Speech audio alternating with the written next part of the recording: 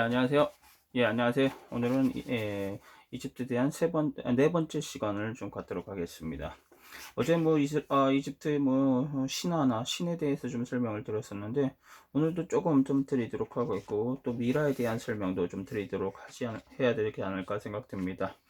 이집트는 다 아시다시피 이슬람 국가죠. 이슬람 국가인데 전체 인구의 90% 정도. 그럼 10%는 뭐냐? 바로 크리스찬들입니다. 크리스찬들이 이슬람 국가에 있을 수가 있냐? 그래서 여러 가지 문제가 사회적으로 종교적인 문제죠. 특히 카이로 주변에 컵투교들이 모여서 살고 있는데, 그 크리스찬이 우리가 일컬어서 컵투교라고 하는데, 컵투교에 대해서는 나중에 기회가 있을 때 다시 한번 설명을 드리도록 하겠고요. 컵투교는 간단하게 말씀드리면 이제 12사도 있죠. 예수님이 12사도 중에서 마가가 유일하게 서남쪽으로 포교 활동을 떠나는데, 예수님이 승천한 후로 나머지 제자들은 다 동쪽으로 가죠. 그런데 알렉산드리아로 경착을 해서 거기서부터 포교 활동을 시작하는데, 그때부터 포교 활동을 했던, 그래서 이제 크리스천으로 됐던 사람들을, 남아있는 사람들을 우리가 컵토교라고 합니다. 그래서 이슬람 국가니까 하루에 5번 예배를 드려야 되죠. 그래서 예배 드리기 전에 무슨 소리가 나요?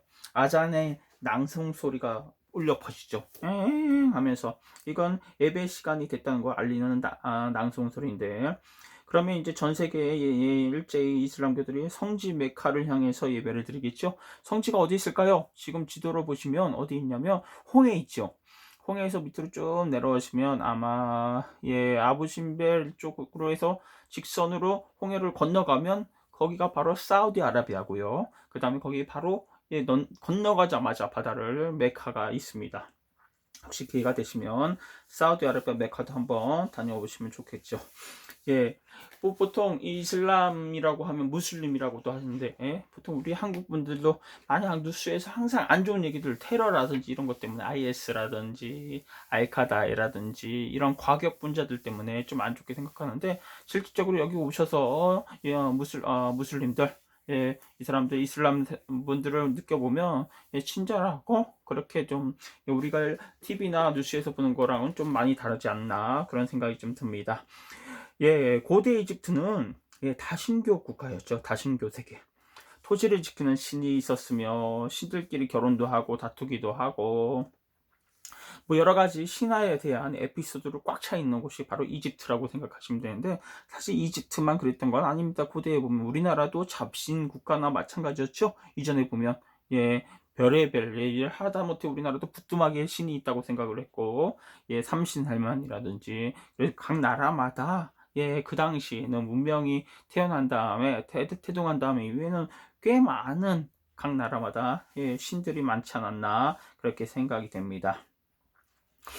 특히 보면 이집트의 신들 보면 동물을 모양을 한 신들이 꽤 많은데, 매의 모습을 한 호루스신, 매의 모습, 그리고 항소의 모습을 한 아피스 신, 사자의 머리를 가진 사크메트, 이렇게 얘기할 수 있고요. 스카라베는 뭐예요? 스카라베 풍뎅이 신. 스카라베는 꽤 좋은 의미의 신입니다. 그래서 스카라베를 가지면 영원 오랫동안 여러 가지 좋은 럭키, 아주 좋은 여러 가지 좋은 점을 받을 수 있다. 그래서 스크랩에 보면 나중에 신전이나 이런 데 가면 스크랩에 뭐랄까요, 형상물이 있어요. 그래서 그거를 시계 반대 방향으로 돌면 복이 온다, 손이 이루어진다, 그런 얘기도 있다시. 그래서 가보시면 어디 있습니까? 그 신전에 가보시면 사람들이 계속해서 그 스카라베 풍뎅이 신을 불고 있는 모습을 또 볼 수가 있을 겁니다. 커피 잠깐 마셨고요. 동물 숭배는 성사시대부터 시작을 했는데, 식량을 획득하기 위해서 가혹한 자연과 사냥과 어로를 하는 과정에서 맞아, 짐승들은 사실 우리 인간들이 범접할 수 없는 힘을 갖고 있었죠. 하늘을 날기도 하고 사자처럼 힘도 세기도 하고, 그러다 보니까 동물들을 신으로 받아들이게 되는데, 점점점 어느 순간 인간의 능력이 동물을 넘어서는 경우가 생기겠죠. 그래서 한동안은 반인 반수, 그러다가 나중에는 결국 신의 모습이 완전히 인간의 모습으로 변화되지 않나, 그런 생각을 간단하게 해볼 수가 있습니다. 고대 이집트 신들은요, 근데 참 매우 인간적이고 신화 역시 인간미가 넘칩니다.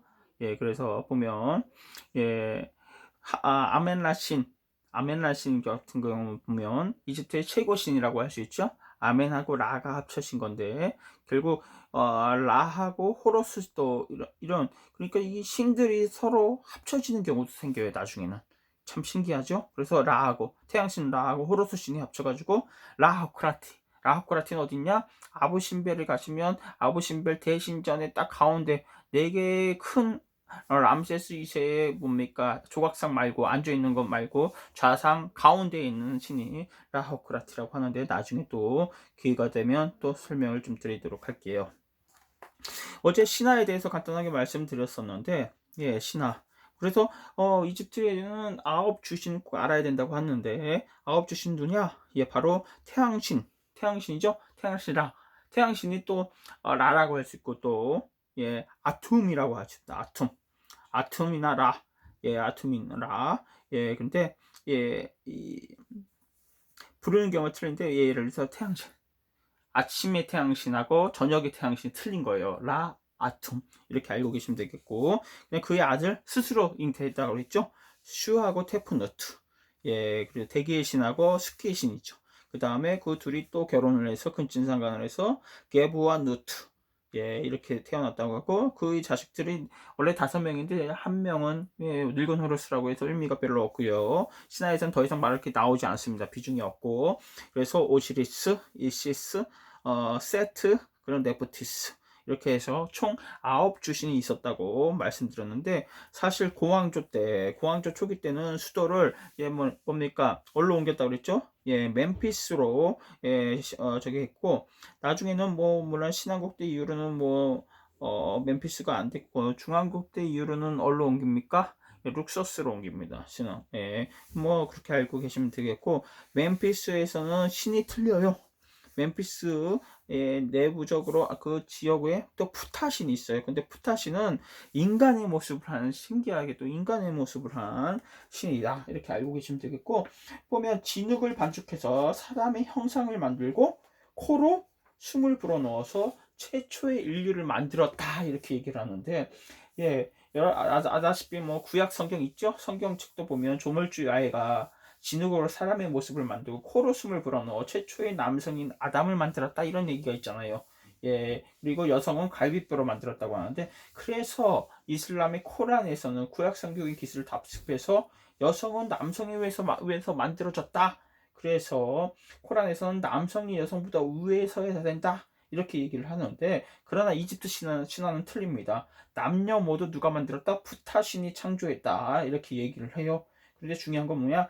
최초의 생명은 진흙에서 나왔다는 것은 예 나왔다는 얘기죠. 그러니까 이게 대부분의 신화들이 비슷한데 사실 이집트 신화가 훨씬 이전에 그 구약 성경보다 이전이죠. 그래서 구약 성경의 일부 많은 부분을 보면 이집트 신화 내용들하고 좀 비슷한 겹치는 부분이 많다. 여러분들이 그런 거를 또 느낄 수 있을 겁니다. 그 이유가 뭘까요? 이유가 있습니다. 예, 누구요? 예, 바로 나일강인데 나일강. 예, 중동 지역 전체적으로 먹고 살기 힘든 땅이에요. 나일강 주변 위에는. 그래서 다 어쪽으로 왔어요? 예, 바로 유대인들도 나일강 지역으로 와서 살았었던 거예요. 몇천 년 동안 2,000년 넘게. 그래서 근데 유대인들이 나중에 이제 배가 불렀죠. 예, 고향으로 내려가야 된다 해서 모세가 이끌고 가는 거를 우리가 뭐라 그래요? 출애굽기. 그런데 생각을 해보십시오. 2,000년 동안에 살았던 곳이에요. 예, 조상들이 2,000년 동안 우리는 일제 약 36년간 통치를 받았는데도 불구하고 아직도 일본어로 하실 수 있는 분 그리고 일본의 문화가 많이 흡수되어 있는데 2,000년 동안 그렇게 당했다고 그 지역에 살았다고 생각을 해보세요. 옛날 얘기부터 모든 간습 문화가 결국 이집트화 됐다 생각을 하시면 돼서 그런데 성경책은 뭐죠? 실질적으로 만들면 한 부족의 역사책이죠. 그러니까 그 역사책이 어디하고 밀접하게 영향을 받을 수가 없었을 거예요. 바로 이집트의 영향을 많이 받을 수밖에 없었다. 그래서 성경책의 이집트 신화라든지 이집트의 많은 부분하고 겹치는 부분, 영향을 받은 부분을 많이 볼 수 있다. 이렇게 생각을 하시면 되겠습니다. 예. 그리고 이 지역을 보면 나르메르가 이제 멤피스를 수도로 잡았는데 보시면 죽고 나서 이 멤피스 주변에 보면 사카라라고 있어요. 사카라 지역이 있는데 마스타라 분묘가 있는데, 마스타라란 아라비어로 무슨 뜻이냐, 긴 의자라는 뜻입니다. 긴 의자 뜻인데, 건조시킨 벽돌을 쌓아 올린 지상 부분의 외형의 의자와 비슷해서 나중에 이름을 붙인 건데, 마스타드의 구조는 사실 1왕조 때는 간소하는데 1왕조 말부터 2왕조 때까지는 점점점 복잡해지기 시작하고, 나중에는 마스타바에다 가짜문, 가짜문까지 만들어요. 가짜문. 왜 그런 거를 볼 수 있겠고, 보시면 아주 복잡해지는데, 역대 왕들은 사카라의 마스타바를 만들었는데, 신기한 게는 상이집트 출신들은, 이 파라오가요, 상이집트 출신이면 아비도스에다가 유해를 매장하고, 그리고 멤피스 이 사카라에다가는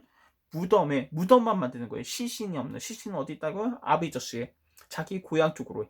근데 하이집트의 파라오가 되면 사카라에 자기 시신을 묻고 무덤을 또 만듭니다. 어디다?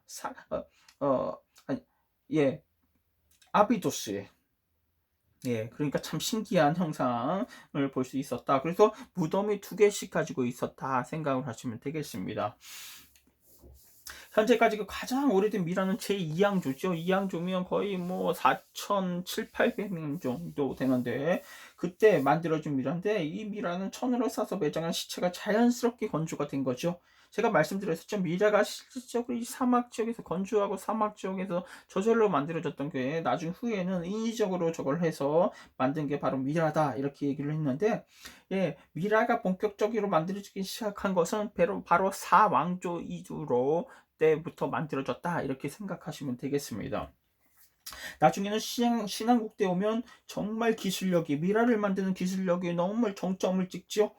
그래서 일반 민중들까지 돈만 있으면 다 만들어진 게 바로 미라가 됐지 않나 생각을 합니다.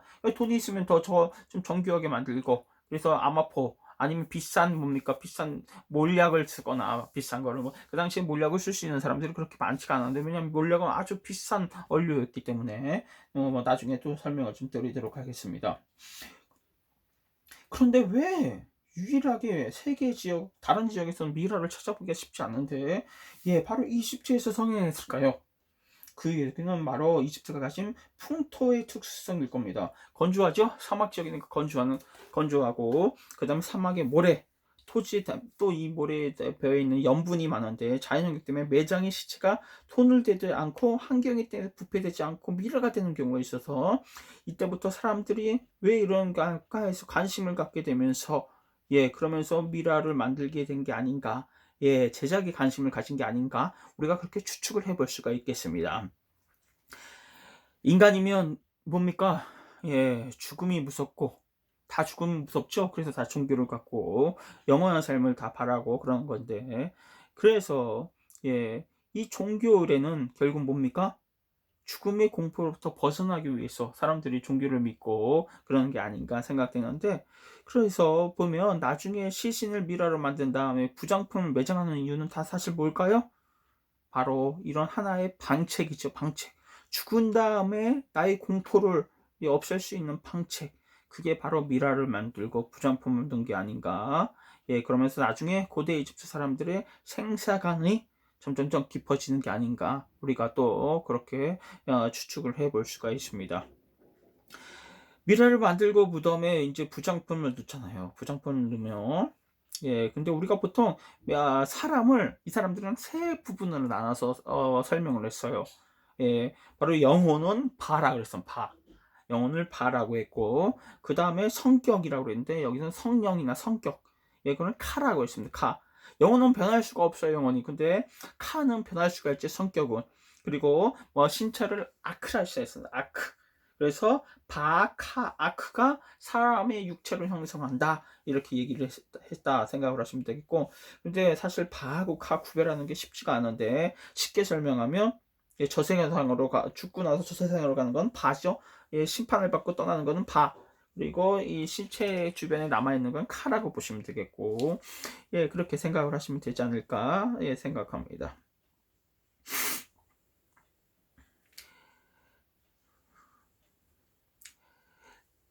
사실 그 바카, 사실 어떻게 우리는 보통 육신하고 영혼이라고 있다고 생각을 하는데 뭐 이집트 사람들은 세 부분으로 나눴을까? 정말 참 쉽지가 이게 좀 어떻게 보면 정말 좀 많은 고민을 하고 연구를 한 게 아닌가? 바로 내세 세상 아니면 육신에 대해서 그래서 그렇게 된 게 아닌가 생각이 되고요. 예. 그런데 생각을 해 보세요. 죽은 다음에 영혼이라고 그랬죠. 영혼이 떠나는데 육체가 소멸해도 그러니까 영혼 불멸 사상은 머물 곳이 필요했잖아요. 그래서 저희가 무덤만 만든 게 아니고 무덤 만들고 나서 재생을 하잖아요. 심판에 통과하면. 그래서 장제전이 있습니다. 장제전은 그 영혼이 사는 카가 사는 곳을 장제전이라고 하면 되는데 그래서 그렇기 때문에 미라뿐만이 아니라 그리고 조각상들 같은 거를 같이 놓았고요. 그러면서 부장품들도 많이 놓았던 게 아닌가. 살아야 되잖아요. 다시 부활한 다음에. 그래서 그렇게 생각하니까 하면 좋지 않을까 생각되고요. 정말 이집트 사람들 정말 미라를 많이 만들고 방대한 부장품을 꽤 많은 걸 줍는데 그건 결국 카에 대한 고민을 많이 했기 때문에 그런 게 아닌가. 그렇게 우리가 좀 생각을 해볼 수가 있겠습니다. 사실 이집트에 대한 연구를 사실 그 당시 보면 그리스의 철학자들도 꽤 많이 한 것 같아요. 사실 여러분들은 사실 그리스의 많은 철학자, 수학자 이런 사람들이 다 어디서 배워왔을까요? 사람들은 그 서양 문물은 어떻게 얘기를 하냐? 우리의 그 본질은 그리스다. 그리스 사상에서부터 보리됐다 이렇게 얘기했는데 사실 그리스 사상에서 비롯된 게 아니고요. 이집트 사상, 이집트에서부터 이집트의 문명을 받아들인 게 그리스입니다. 거의 100% 정도. 그래서 어떻게 얘기하냐? 여러분들 그 유명한 수학자나 철학자들의 일기를 보면 너네들이 수학이나 철학이나 의학을 배우려면 어디를 가서 배워라 이렇게 써있냐 일기장에. 바로 이집트의 신관들한테 가서 배워와라 이렇게 써있으니까 이미 이집트는 그 주변 일대에서 최고의 문명을 이룩한 나라, 지식을 일으킨 나라, 그래서 어마어마한 연구 성과라든지 그런 게 발달한 나라였다 이렇게 생각을 하시면 되겠고요. 사실 서양 세계가 받은 여러 가지 문명은 결국은 이집트에서 비롯됐다 이렇게 얘기를 하면 되는데 서양 사람들은 그렇게 하기 싫어합니다. 그리스에서부터 비롯됐다 항상 얘기를 하는 이유가 왠지 자기들의 문명이 이집트에서부터 비롯됐다 보면 왠지 좀 뭔가 부족한 것 같은 느낌이 드니까 그래서 이 서양 사람들 보면 서점에 가보면 그리스나 로마 특히 그리스나 로마에 대한 연구는 어마어마하게 많아요. 책들이 거의 90% 이상은. 근데 이집트학에 대해서 연구하는 거에 있는 책들은 그렇게 많지가 않습니다. 그래서 그런 부분을 우리가 좀 느낄 수 있고요. 소크라테스뿐만이 아니라 플라톤도 그래서 이 카에 대한 거를 생각을 해서 카를 이데아라고 또 우리가 표현을 했지 않나 이렇게 또 한번 생각을 할 수 있고요. 카의 모습은 손을 여러분들 이집트 국어박물관에 가면 딱 목상으로 서 있는데 딱 서 있는데요. 머리 위에 손을 양팔을 벌치고 이렇게 뻗고 있는 모습인데 이걸 우리가 카라고 합니다. 카. 그래서 나중에 이집트 국어박물관 설명할 일이 있으면 제가 다시 한번 설명을 드리도록 하겠고요. 정말 만약에 이집트 사람들이 영혼에 대해서 미라 그리고 영혼 바카 아크에 대해서 고민을 하지 않았다면 그리고 미라에 대해서 고민을 하셨다면 아마 장제전이나 신전이나 이런 거나 그리고는 묘는 그리고 무덤은 생기지 않았을지도 모를 겁니다. 그러니까 사실 이 기후 환경과 자연 이런 모든 부분들이 결국 사람들의 생각할 수 있는 어떤 영향을 준 거죠. 그러면서 이 사람들이 더 심도 있게 고민을 하고 그리고 죽음에 대한 예나 지금이나 똑같은 것 같아요. 사람은 죽는다 그러면 다들 두려워하는 것 같고 그래서 죽은 다음에 아니면 죽기 전에 죽음에 대한 거를 더 연장하고 싶어하는 더 오래 살고 싶어하는 그런 영원 분멸 사상 그럼 더 부활 사상 그러면서 이런 거를 좀 더 심도 있게 만들면서 여러 가지가 문화가 발달된 것이 아닌가 예, 그렇게 생각하고요. 지금 사실 뭐 5천 년 전, 3천 년 전 얘기지만 어떻게 보면 지금보다도 더 많이 깊게, 예, 깊고 넓게 고민해 본 게 아닌가 그런 생각을 저희가 해볼 수 있습니다. 정말 이집트학을 연구를 하면 할수록, 이집트를 연구하면 할수록 우리가 정말 흥미로운 많은 것을 보는데, 그죠? 지금 사실 세계를 정말 지배하고 있는 건 뭐죠? 무슨 사상이죠? 그리스도교 사상이잖아요. 기독교가 거의 세계를 거의 좌지우지하는데, 기독교의 그 기본 스타트는 어디라고 그랬죠? 바로 이집트 아닐까요? 예, 성경에 대한 많은 구절, 예, 그런 것들 보면 결국 다 이집트에서 비롯된 거로 여러분들이 하나 둘씩 느낄 수 있는데, 그 십자가도 마찬가지로 이집트에서 아크라고 하죠. 앙크라고 하는데 정말 십자가 모양입니다. 예, 그 모습도 나중에 제가 한번 보여드리도록 하겠고요. 그래서 이집트의 문화가 얼마나 찬란하고, 그리고 이집트가 주변 일대의 많은 민족들한테 영향을 줬고, 그게 바로 유대인들까지도 2000년 동안 이집트에서 살았던 유대인들한테 많은 영향을 줘서 지금 그런 성경, 구약 성경, 서약 성경이 만들어지면서 지금의 많은 세계적으로 영향을 미치고 있는 게 아닌가. 사실 미라로 인해서 의학, 그리고 여러 가지 기하학, 수학, 예, 그런 게 발달되면서 피라미드가 만들어지고, 그런 게 전 세계적으로 뻗어나가서 결국 우리가 아직도 결국 이집트의 문명 속에서, 문화 속에서 지금 살고 있는 게 아닌가, 그냥 어렴풋이 그런 생각을 또 들기도 합니다. 정말 얼마나 찬란했던 문화였는지 우리가 계속해서 공부를 좀 해 갈 거고요. 예, 오늘은 간단하게 뭘 설명드렸는데, 오늘은 뭐죠? 예, 뭐 이집트의 신화, 미라, 그리고 이집트의 사상, 내세 사상 같은 거를 간단히 좀 설명을 드렸습니다. 감사합니다.